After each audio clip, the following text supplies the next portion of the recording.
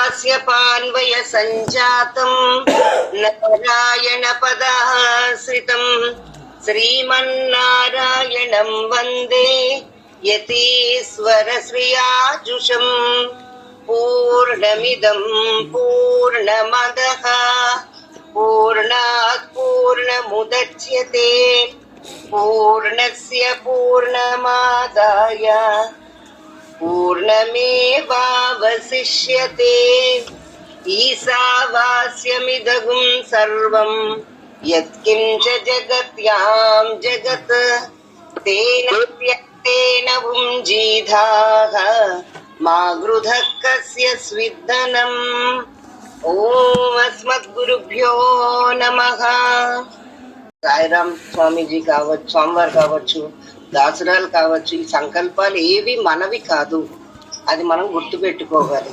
మేము అలా అనుకున్నాం, ఇలా చేసాం అంటే పైకి ఇలాగే మాట్లాడతాం. ఎందుకంటే ఇంకోలా మాట్లాడటం మనకి చేత కాదు కనుక ఇలాగే మాట్లాడతాం. కానీ మనసులో భావన ఏంటంటే ఇదంతా కూడా పెరుమాళ్ళు మన చేత ఇలా ఈ విధంగా ఈ ధనుర్మాసానికి చేయించుకున్నాడు.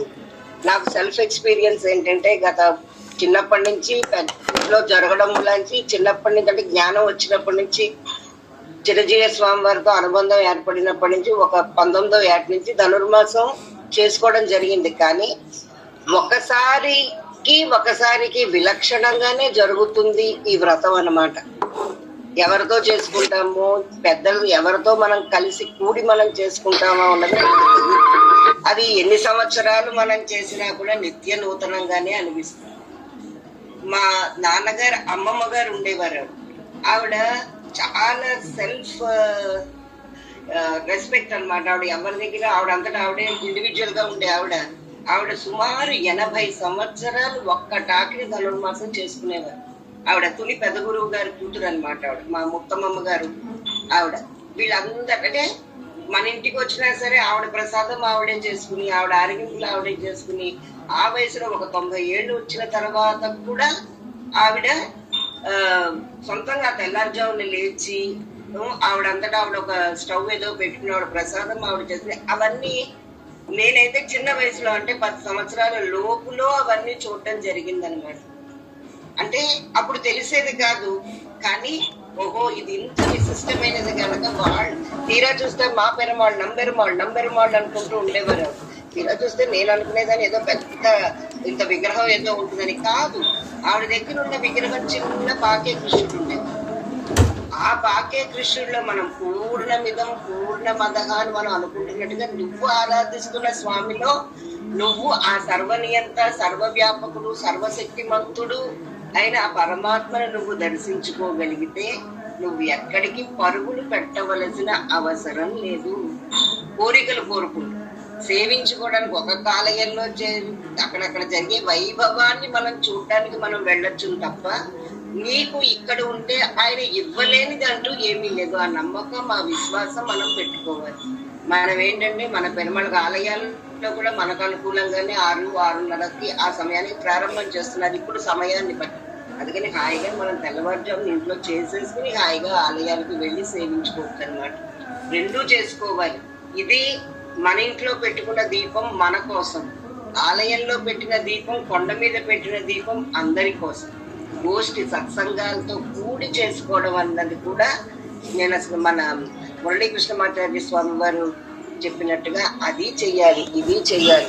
ఎందుకంటే ఈ ధనుర్మాస వ్రతంలో ఒక ఆనందం కలుగుతుందండి. ఒక్కసారి మనం ఇలా ఇందులో పూర్తిగా నిమగ్నమై చేయగలిగితే ఒక ఆనందం. మనకి మొదటి పాసురం మొదలు పెట్టినప్పటి నుంచి బెంగ కూడా కలుగుతుంది. అయ్యో 1 అయిపోయింది, 2 అయిపోయి ఇట్టే చూస్తుండగా 30 పాసురాలు అయిపోయి.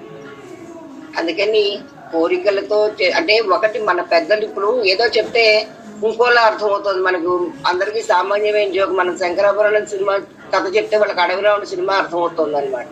అలాగే మన పెద్దలు చెప్పింది ఏంటంటే నువ్వు కోరికలు కోరవలసిన అవసరం లేదు అని చెప్తున్నారు తప్ప ఈ వ్రతం గాని మన అష్టాక్షరి మంత్రం గాని నీ కోరికల్ని తీర్చలేనివి కాదు.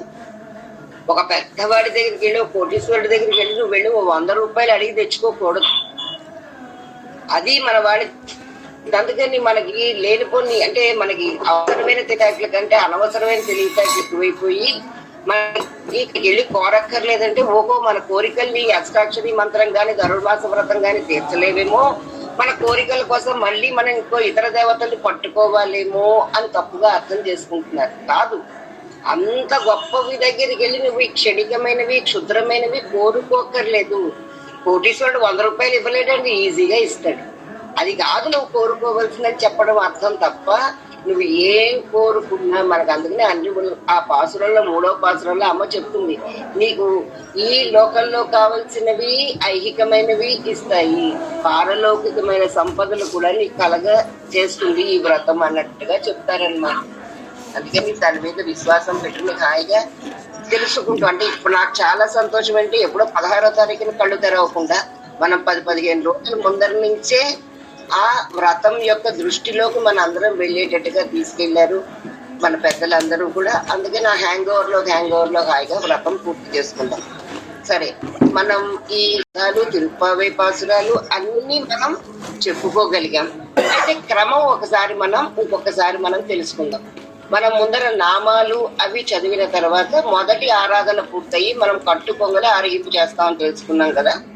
అది అయిన తర్వాత మిగతా పాసురాలన్నీ సేవాకాలం చేసుకుని మనం 28 పాసురాలు మనం చదువుకున్న తర్వాత అక్కడ మళ్ళీ ఇంకొక ఆరగింపు మనం చేస్తామన్నమాట. మనకి ఏం చెయ్యాలి అంటే పెద్దలు చెప్పిన క్రమాలు ఇవి, కానీ ప్రసాదాలు ఏం ప్రసాదం చెయ్యాలన్న కోసం మనం ఏమి తల బదలు కొట్టుకోవాల్సిన అవసరం లేదు. మనకు అందరికీ ఇష్టమైనవి చేసుకుని భోగ్యంగా మనం పెరమళ్ళకి ఆరగింపు చేసుకోవచ్చు అనమాట. అది అయిన తర్వాత మనం మంగళాశాసనం చేస్తాం. మంగళాశాసనం చేసేటప్పుడు 24వ పాసురం పూర్తి పాసురం అంటారు. అది చదువుకున్న తర్వాత ఆ మంగళాశాసనం దగ్గర మనం భగవంతుడికి హారతి ఇస్తాం.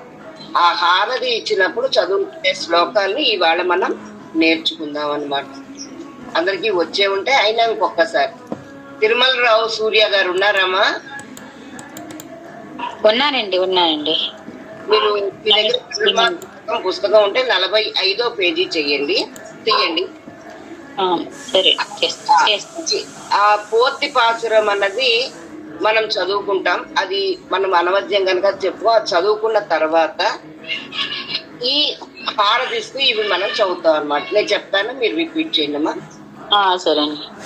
శ్రీయః మళ్ళీ శ్రీయః కాంతాయ మళ్ళీ కాంతాయ కళ్యాణ నిధయే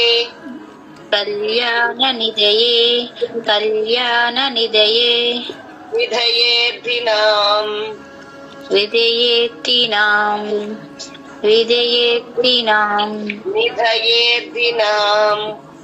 నిధయేర్ధినాం ఏంటి నిధి అంటున్నారు.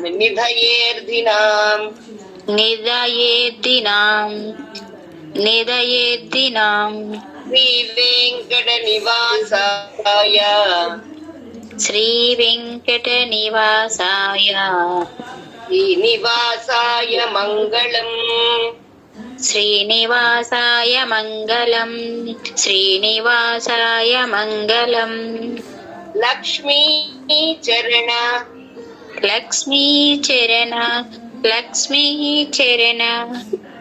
లక్ష్మి అంటారు, సకారం లేదు. లక్ష్మి అదే ఆ వద్దు పలకదండి, నాకు చిన్నప్పటి నుంచి స్కీప్ పలకదు.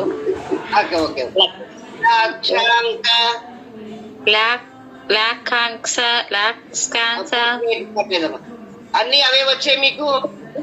చదవండి, వసుంధర గారు చదవండి. అన్ని క్షాలే వచ్చాయి ఇందులో. లక్ష్మీ చరణ. హలో, చదవండి అమ్మా వసుంధర గారు.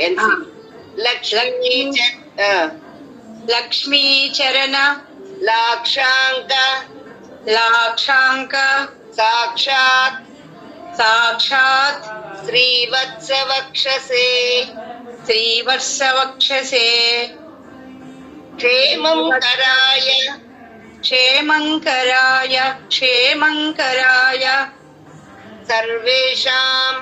సర్వేషాం सर्वेषां श्रीरङ्गेशाय मङ्गलम् श्रीरङ्गेशाय मङ्गलम् श्रीरङ्गेशाय मङ्गलम् अस्तु स्त्रीस्तन अस्तु स्त्रीस्तन अस्तु स्त्रीस्तन कस्तूरी कस्तूरी कस्तूरी वासना वासना वासना वासितोरसे वासितोरसे वासितोरसे श्रीहस्तिगिरिनाथाय श्रीहस्तिगिरिनाथाय श्रीहस्तिगिरिनाथाय देवराजाय मङ्गलम् देवराजाय मङ्गलम् देवराजाय मङ्गलम् कमलाकुचकस्तूरी कमलाकुचकस्तूरी कमलाकुचकस्तूरी कर्दमाङ्कितवक्षसे कर्दमाङ्कितवक्षसे कर्दमाङ्कितवक्षसे यादवाद्रिनिवासाय यादवाद्रिनिवासाय यादवाद्रिनिवासाय सम्पत्पुत्राय मङ्गलम् सम्पत्पुत्राय मङ्गलम् सम्पत्पुत्राय मङ्गलम् नीलाचलनिवासाय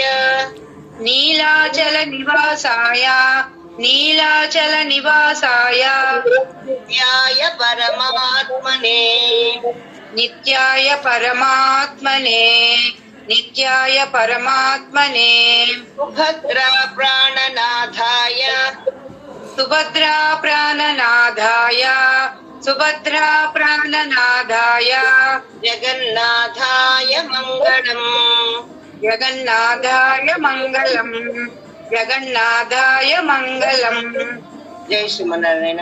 సుధారాణి గారు చదువుతారమ్మా. అమ్మ చదువుతాను. ఇక్కడి నుంచి అమ్మవారు గోదాదేవి స్వోచ్చిష్ట స్వోచ్చిష్ట స్వోచ్చిష్ట మాలిక మాలిక మాలిక బంధగంధ బంధగంధ బంధగంధ బంధురజిష్ణవే బంధురజిష్ణవే బంధురజిష్ణవే విష్ణు చిత్తతనూజాయై విష్ణుచిత్తతనూజాయై విష్ణుచిత్తతనూజాయై గోదాయై గోదాయై గోదాయై నిత్యమంగళం నిత్యమంగళం నిత్యమంగళం శ్రీనగర్యాం శ్రీనగర్యాం శ్రీనగర్యాం మహాపుర్యాం మహాపుర్యాం మహాపుర్యాం తామ్రపర్ణి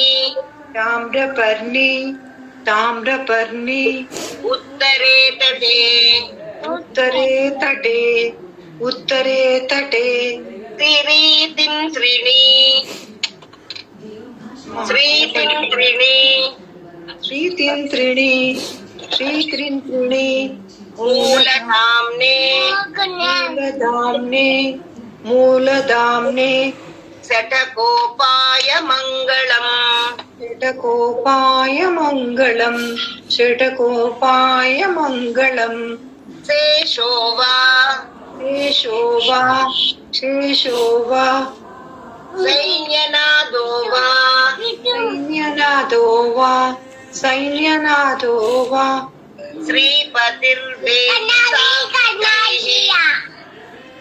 శ్రీపతి శ్రీపతి శ్రీపతి వేది సాత్వికై వేతి సాత్వికై వేతి సాత్వికై వితర్క్యాయ వితర్క్యాయ వితర్క్యాయ మహాప్రాజ్ఞై మహాప్రాజ్ఞైః మహాప్రాజ్ఞైః భాష్యకారాయ మంగళం భాష్యకారాయ మంగళం భాష్యకారాయ మంగళం మంగళాశాసనపరై మంగళాశాసనపరై మదాచార్య మదాచార్య మదాచార్య పురోగమైః పురోగమైః పురోగమైః సర్వైశ్చ సర్వైశ్చ పూర్వైః పూర్వైః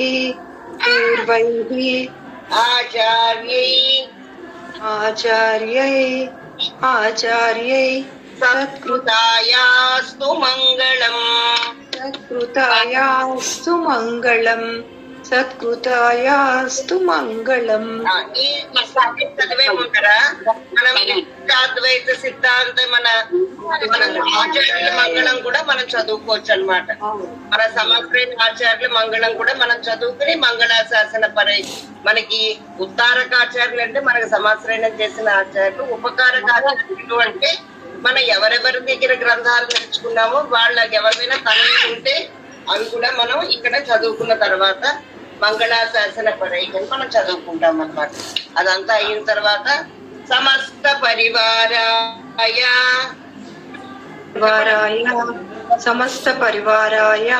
సర్వ దివ్య మంగళ విగ్రహాయ శ్రీమతే నారాయణాయ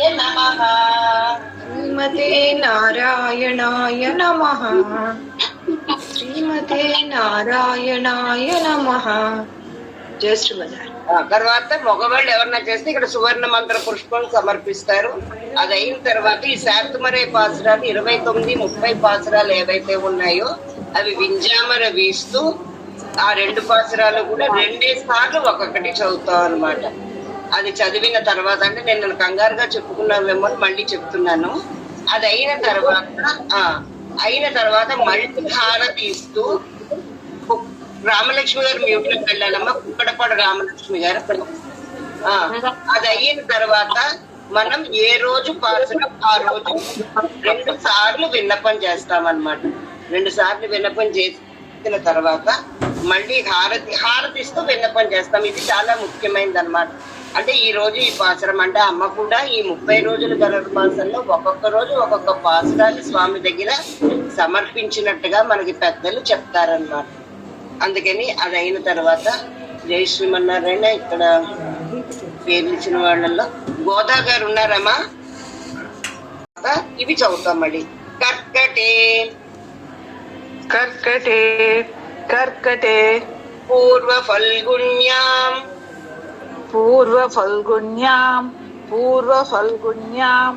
తులసీ కాననోద్భవాం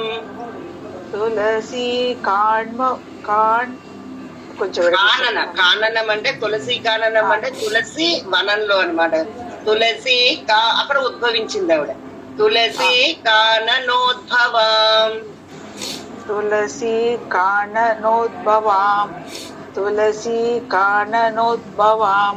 పాండ్యే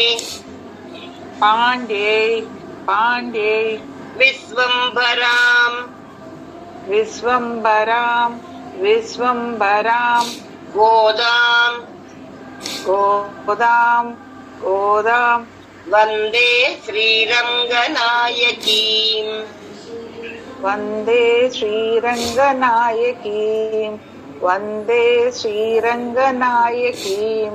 తర్వాత సమయం నీలాతుంగస్తనగిరితటి సుప్తముద్బోధ్య కృష్ణం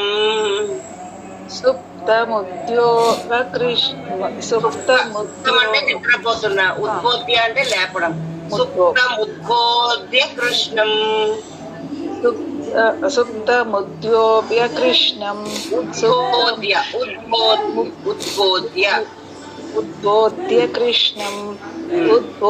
కృష్ణం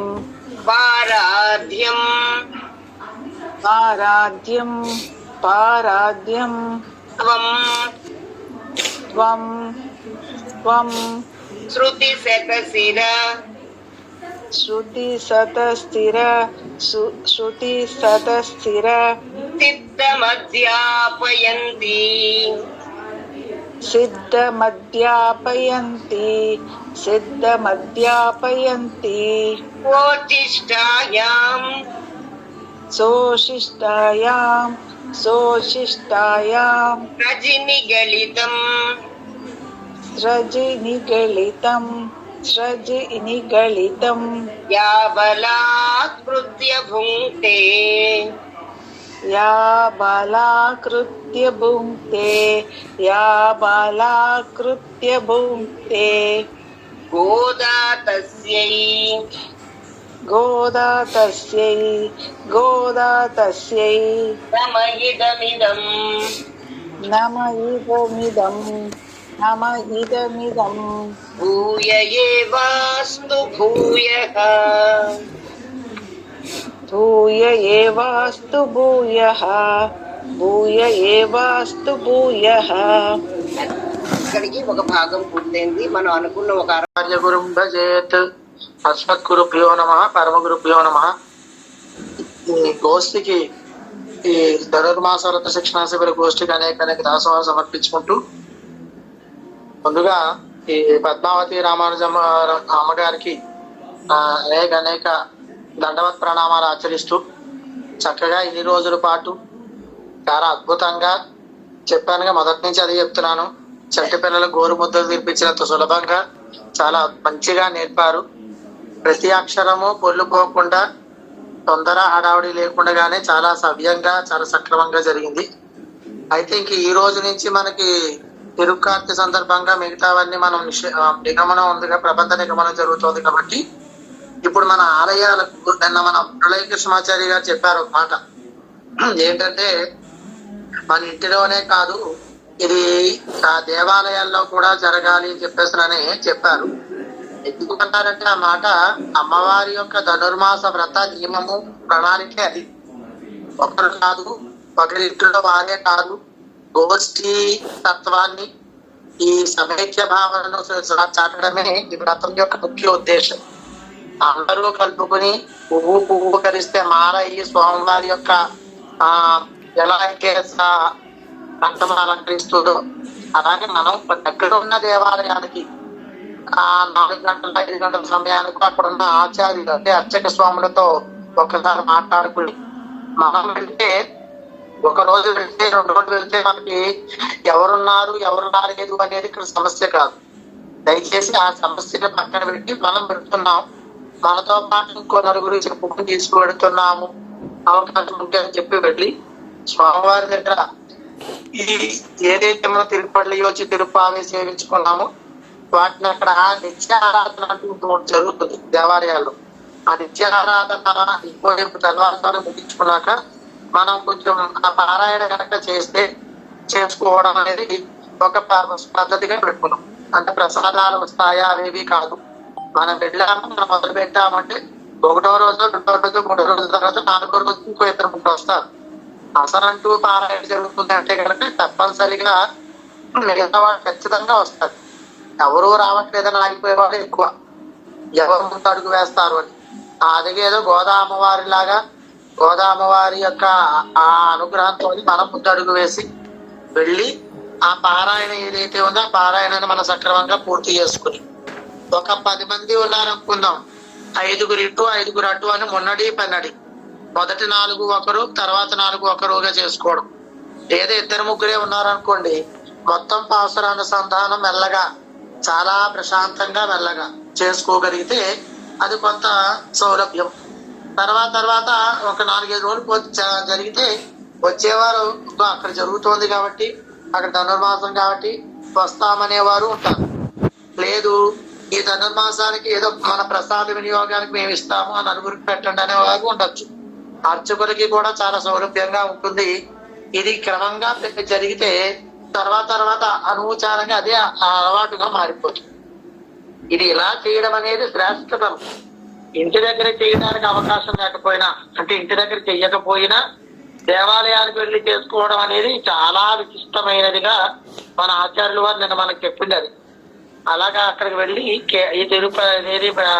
గురు పరంపర తిరుపతి వచ్చి తర్వాత తిరుపావి 28 పాసురాలు అనుసంధానం అయిన తర్వాత ఆ మధ్యలో ముఖ్యమైన పాత్రలు ఏవైతే అవి 2 సార్లు చదువుకోవడం, 28 పాత్రలు అయిన తర్వాత అర్చకులకు చెప్పి అక్కడ ఏదైనా నివేదన చేయమంటాం. ఆ తర్వాత మళ్ళీ మిగతా 2 పాత్రలు ఆ రోజు ఏ పాత్ర మీద ఆ పాత్ర విన్నపము, ఇలాగ మనం చేసుకుని ఆ కార్యక్రమం అయిపోయిన తర్వాత మన ఇంటికి మనం రావచ్చు. ఇక్కడ నిన్న మన వాళ్ళు కొంత ఒక సమస్య ఒకటి అడిగారు. 3 గంటలకే లేవాలా, తప్పనిసరిగా 3 గంటలకే చెయ్యాలా ఒకటి, ఇదే ప్రసాదం చెయ్యాలా అని 2 అడిగారు. ఈ రెండింటికి ఏంటంటే మన ఇష్టం అమ్మా. మన ఇంటికి ఎవరైనా అతిథి వచ్చారనుకోండి, మనం ఎంత ఆప్యాయంగా ప్రేమగా ఎంత శ్రద్ధగా చేస్తాము. తెల్లవారుజామున మా అతిథి వెళ్ళిపోతున్నారని తెలిసిన తర్వాత ఆ అతిథి కోసం మనం ఎంత తాపత్రయపడతామో అలాగే పెరుమాళ్ళకిను ఇది సావకాశము సానుకూలము. అంతే తప్ప 3 గంటలకు లేస్తేనే చెయ్యాలి అని అన్నారు కాబట్టి నేను నా వల్ల కాదు, నాకు ఆరోగ్య సమస్యలు ఉన్నాయి, లేకపోతే ఇంట్లో ఇబ్బందులు ఉన్నాయి కాబట్టి నేను మొత్తం మానేస్తాను అనే దానికన్నా ఎంతలో కొంత 4 లేదా 4:30 లేదా 5 ఏదో సమయానికి మన తీరిక చేసుకుందాం, అప్పుడే చేసుకుందాం. పెరుమాళ్ళు ఇదే సమయానికి చేయమని ఆయన ఎందుకంటారు? స్వామివారు ఏమంటారు కదా, మన తాపత్రయం. అలాగే ప్రసాదం కూడా మనకు అవకాశం దొరికినంత వరకు ఏది చేసుకోగలమో అదే చేసుకుందాం, లేకపోతే కనీసం అన్నప్రసాదం అనే వినియోగం చేద్దాం. మన దగ్గర ఉన్నదే మనకి శ్రీకృష్ణుడు చెప్తే కదా, పుష్పమో ఫలమో తోయమో పత్రమో అని అన్నారు. అందుకని స్వామివారికి ఇవన్నీ అవసరం అవుతాయా? కానీ మన అమ్మగారు చెప్పినట్టుగానే మనం మన మన మన ఆత్మీయతను ఎలా ప్రకటించాలి, మన ఆర్ద్రతను ఎలా ప్రకటించాలి అనే దాని మీద ఆధారపడి ఉంటుంది తప్ప ఇదే చెయ్యమని ఖచ్చితమైన నియమం కాదు. ఇంతకు ముందు పెద్దలు మనకి తిరుపావైలో 2వ పాత్ర చెప్పినట్టుగానే పెద్దలు ఏదైతే చెప్పారో అదే చెయ్యాలి. కాబట్టి అలా వాళ్ళ మార్గంలో ఇప్పటి వరకు నడిచాము. మన సానుకూలం మన అవకాశం చూసుకుని అలాగే పెడతాం. లేదు దేవాలయానికి వెళ్ళి దేవాలయాన్ని ఇలా చేసుకుని ఆ దేవాలయంలో ప్రసాదం ఏదైతే ఉందో ఆ ప్రసాదం. సాయిరామ్ గారు ఏదో నా మీద ఉండే అవ్యాజమైన ప్రేమతోటి ఆ మాటలు అన్నారే కానీ నేను అంతటి వాడిని కాదు. ఏదో నాకు తోచిన విషయాన్ని మరొకరితో పంచుకోవాలి అని ఒక తాపత్రయం తప్ప నేనేదో పాండిత్యంగానో లేకపోతే మరొక రకంగానో నేను పెద్ద కైంకర్యపరుణ్ణి అని చెప్పలేను. నాకున్న విషయాన్ని నా పక్క వాళ్ళతోటి నా తోటి వాళ్ళతోటి పంచుకుంటే నాకు కూడా ఆనందంగా ఉంటుంది అని చెప్పి ఈ ప్రయత్నం నేను ప్రారంభించాను. 2020 మంచి కరోనా సమయంలో సాయిరామ్ గారు వారి అనుయాయులు మరికొంతమంది వారు అడగటం, నేను ఆ సమయంలో అందరం ఖాళీగా ఉండటం, అది ఆ రకంగా పెరుమాళ్ళ కృప మాకు లభించింది అని మేము భావిస్తూ అక్కడి నుంచి ప్రారంభించి అది ఇప్పటి వరకు ఇలాగా అవకాశం ఉన్నంత మేరకు కొనసాగుతోంది. అది బహుశా సాయిరామ్ గారు ఇలాంటి వాళ్ళు మనకి లభించడం మన అదృష్టమేను. మరి మా అమ్మగారు పద్మావతి రామానుజం గారు కూడా చాలా చక్కగా ఈ 10 రోజులు కూడా తిరుప్పావై శిక్షణా కార్యక్రమాన్ని నేను చాలా చక్కగా వారు నిర్వహించారు. నేను ఫాలో అవుతున్నాను. ఎన్ని విషయాలు ఆమె చెప్పిన మీదట ఇంకా మనం తెలుసుకోవాల్సినవి ఉన్నాయి అని నాకు అనిపించింది. ఈ గోష్ఠిలో ఉన్న వాళ్ళందరూ కూడా అదే సంతృప్తిని నిన్న శ్రీమాన్ మన ఆచార్యులు మురళీకృష్ణమాచార్యులు గారు కూడా చెప్పటం నిజంగా మన గోష్ఠి ఇప్పుడు ఈ శిక్షణలో ఉన్న గోష్ఠి చేసుకున్న ఒక భాగ్యం అనే అనుకోవాలి. ఇదే ప్రయత్నాన్ని ఇవాళ ఇప్పుడు ఉదయం ఆళ్వందార్ స్తోత్రాన్ని కూడా చెప్తున్నారు. నిజంగా శిక్షణ కోసం వచ్చిన గోష్ఠిలో ఉన్న వాళ్ళందరూ కూడా ఎంత ఆసక్తితో ఉన్నారో అంతకంటే ఆసక్తిగా పద్మరామానుజం గారు వారి యొక్క శిక్షణని కొనసాగించారు. నిజంగా ఆమెకి అనేక ధన్యవాదాలు గోష్ఠి అందరి తరపున కూడా నేను తెలియజేస్తున్నాను. మరి ఇదే సందర్భంలో నాదొక విన్నపం ఏంటంటే, ఇప్పుడు సాయిరామ్ గారు చెప్పినట్టు ఈ గోష్ఠిలో ఆసక్తి ఉన్న వాళ్ళు ఎవరైనా కానీ వారికి అవకాశం ఉన్న దగ్గర, వారికి ఆచార్యులు లభించిన దగ్గర వారు నాలాయరాన్ని శిక్షణ తీసుకోవచ్చు. లేని పక్షంలో అవకాశం ఉన్నంత మటుకు దాసుడు దానికి తగిన విధంగా ప్రయత్నం చేసి వారిని కూడా ఈ తిరువాయుమొഴി, ఈరప్ప, మరియు పెరియ తిరుమొഴി మొదలాయిరం వీటి పట్ల కూడా దాసుడు ఏమైనా సేవించుకోగలని ప్రయత్నం చేస్తాడు. అందుకని ఈ గోష్ఠిలో ఉన్నవారికి కూడా అదొక విన్నపం. అమ్మగారు పద్మావతి రామానుజం గారు ఎలాగైతే తిరుప్పావైతో పాటు మరి షోడశోపచారాలు, కళ్యాణం ఎలా చేసుకోవాలి ఇవంతా చాలా చక్కగా, చాలా వివరంగా ప్రతి పిన్ పాయింట్ ఏది విడిచిపెట్టకుండా చెప్పారు. నిజంగా అది గోష్ఠిలో ఉన్న వాళ్ళ భాగ్యం అది. కనుక దీన్ని మనం కొనసాగించుకుందాం.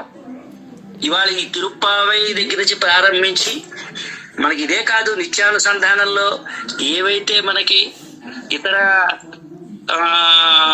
అనుసంధానం చేసుకోవాల్సిన ప్రబంధాలు ఉన్నాయో, అతి ప్రబంధం కానీ, రామానుష నూతందాలు కానీ, ఉపదేశ రత్నమాల కానీ, వీటన్నిటినీ శనియోంగు, కాపిడలు, పూచిడలు ఇవన్నీ కూడాను మనకి నిత్యానుసంధానంలో ఉన్నాయి. వాటిని కూడా మనం అనుసంధానం చేసుకునే ప్రయత్నం చేసి మన ఆరాధనలో నిత్యం ఆరాధన చేసుకుంటాం. విష్ణు సహస్రనామం చేసుకుంటున్నాం, తిరుప్పావై చేసుకుంటున్నాం. మరి వీటితో పాటు వీటిని కూడా ఆయా సందర్భాల్లో ఎలా అనుసంధించుకోవాలి అని మన పెద్దల్ని అడిగి తెలుసుకొని, తద్వారా మనం కూడా, అంటే మనకుండే ఈ ప్రబంధాలు, ఆళ్వార్లు అందించిన ఈ ప్రబంధాలని మనం సేవించుకోగలిస్తే మన ధన్యులం. ఈ వైష్ణవ జన్మకి మనకు ధన్యత్వం లభిస్తుంది. మనం అందులో ఉండే విశేషమైన వేదార్థాన్ని అయితే మనం గ్రహించలేం, మనకంత జ్ఞానం లేదు అంటే నేను అనుకుంటున్నాను. కానీ వాటిని వినటమో, చదివే ప్రయత్నం చెయ్యటమో చేస్తే మనకు ఆ భాగ్యం లభిస్తుంది అని దాసుడి భావన. అందుకని గోష్ఠిలో వారందరూ కూడా ఆసక్తి ఉన్నవారు, వారు అవకాశం ఉన్నప్పుడు వారి దగ్గరగా ఉన్న ఆచార్యుల్ని ఆశ్రయించి వారు ఈ 4 ఆయుధాలని కూడా అనుసంధానం చేసే ప్రయత్నం చెయ్యండి. ఇవి మనకి ఈ తిరుక్కార్తి 2 నెలలు తప్ప మిగిలిన సమయంలో మనం వాటిని మన యథావకాశంగా మన పెరుమాళ దగ్గర, మన నిత్యారాధనలో పెరుమాళ దగ్గర రోజు ఉదయం కూర్చుంటాం కదా, ఆ కూర్చున్నప్పుడు మన 1 పదో 2 పదులో 3 పదులో వాటిని మనం అనుసంధానం చేసుకునే ప్రయత్నం మనం చేసుకుంటే తిరుప్పావుతో పాటు వాటిలో కూడా మనం కొంత ప్రవేశాన్ని పొందగలిగిన వాళ్ళం అవుతాం. ఎందుకంటే రేపు మన తర్వాత తరం పిల్లలకి మన యొక్క గ్రంథము శ్రీ వైష్ణవ ఆధ్యాత్మిక విశేషాలను తెలియచేసే, పరమాత్మ యొక్క అనుభవాన్ని తెలియచేసే గ్రంథాలు మనకి ఉన్నాయి అని మన తరం పిల్లలకి తెలియాలంటే మనం ఆ ప్రయత్నం మన ఇంట్లో చేస్తే 4 ఆయురాల పేర్లు వాళ్ళకి చెప్పి, ఇన్ని ఆయురాలు ఉన్నాయి, ఈ ఆయురాల్లో ఈ విశేషాలు ఉన్నాయి, ఆళ్వార్లు మనకి ఈ విశేషాలు అందించారు అని వాళ్ళకి మనం చెప్పగలిస్తే ఒక భగవద్గీత, ఒక రామాయణం, ఒక భారతము ఇవన్నిటినీ కూడా మనం ఎలాగైతే తెలుసుకునే ప్రయత్నం చేస్తున్నాం, మన తర్వాత తరంకి 4 ఆయురం యొక్క విశిష్టతను కూడా మనం తెలియచేసి మనం వాళ్ళని కూడా ఇందులో ప్రవేశం కలిగేసే ప్రయత్నం చేస్తే అది ముందు తరానికి కూడా ఉపయోగపడుతుందని దాసుడు భావిస్తూ, ఇది అందరం చదువుకోగలిసిన అవకాశం ఉన్న ద్రవిడ వేదము. వేదం అంటే మామూలుగా పండితులు అవి ముఖస్థుగా గురువుల దగ్గర నేర్చుకోవాల్సినవి, కానీ మనలాంటి సామాన్యులకి వేదం చదువుకునే అవకాశము అంతటి శక్తి ఉండకపోవచ్చు. కానీ మన ఆళ్వార్లు మనకి ఈ యొక్క 4 ఆయుర ప్రబంధాన్ని అందించారు. దాన్ని మనం అనుసంధానం చేసుకొని మనం ఆ భాగ్యాన్ని, పరమాత్మ కృపని పొందడానికి మనకి అవకాశం వచ్చింది. అందులో భాగం ఇప్పుడు ఈ 4 రోజులు ఈ తిరుప్పావై మనం వ్రతం చేసుకుంటాం. చేసుకున్న తర్వాత ఇప్పుడు వారు బాలాజీ గారు చెప్పినట్టు ఉదయాన్నే లేవడం కష్టము అని అనుకునేవారు ఎవరైతే ఉంటారో, ఒక అరగంట లేటుగా అటు ఇటు 5 లేదా 6 కాకపోతే 7 కొన్ని నియమాలు ఏవో ఉన్నాయి, బ్రాహ్మీ ముహూర్తంలో లేచి చెయ్యాలి అని అంటారు. నిజానికి మనం బ్రాహ్మీ ముహూర్తంలో 6 గంటలకు లేచిన గృహిణులు ఉన్నారు, 5 గంటలకు లేచిన గృహిణులు ఉన్నారు. కాకపోతే మనం మన యొక్క ఈ గృహ అవసరాలలో పడి పిల్లల్ని స్కూలుకు పంపించడము, పెద్దవాళ్ళని స్కూలుకు పంపించడము, ఉద్యోగము, వ్యాపారము, ఇతరమైన లౌకిక కార్యక్రమాల్లో పడి దీన్ని కొంచెం పక్కకు పెడుతూ ఉంటాం. ఈ నెల రోజులు దాన్ని పాటించే ప్రయత్నం చేద్దాం. చేస్తే మనకి ఇది ఒక అలవాటుగా అవుతుంది. మనం ధనుర్మాసం చేసిన నెల రోజులు అనిపిస్తుంది, ఒక 30 రోజులు చేసిన తర్వాత 31వ రోజుని అరే ఇప్పుడే ధనుర్మాసం అయిపోయిందా అని అనిపించే భావన మనకే కలుగుతుంది. ఎందుకంటే ఈ యొక్క వ్రతంలో అంతటి విశేషమైన గుణం ఉంది. అది మనకి ఎన్నో నేర్పుతుంది. ఆధ్యాత్మికమైన విశేషమే కాకుండా, భక్తి విశేషమే కాకుండా, మన దైనందిన జీవితానికి కావలసిన ఒక పారమార్థిక చింతనని కూడా మనకి అది నేర్పుతుంది. గనక ఈ వ్రతం మనం కుటుంబ సభ్యులు ఇంట్లో కూర్చొని చేసుకోవడం ఒక ఆనవాయితీ మనకి ఉంది. అవకాశం ఉన్నట్టుగా అందరం చేసుకుంటున్నాము. వారు చెప్పినట్టు ఆలయానికి వెళ్ళి, మన దగ్గరగా ఉండే ఆలయానికి వెళ్ళి మనం కూడా చేస్తే ఆ చుట్టుపక్కల వాళ్ళకి కూడా తిరుప్పావై వ్రతం ఒకటి ఉంది అనే విషయం కూడా తెలుస్తుంది. కొంతమందికి తిరుప్పావై వ్రతము వినడమే కానీ చూడడము, అందులో పాల్గొనడం అనేవాళ్ళు లేరు. కానీ ఇప్పుడు ఈ తిరుప్పావై శిక్షణ తీసుకున్న వీరందరూ కూడాను వారు వెళ్ళి స్వయంగా ఆలయంలో తిరుప్పావైని అనుసంధానించి వాళ్ళ అనుభవాన్ని పొందగలిగిన అవకాశం వాళ్ళందరికీ వచ్చింది.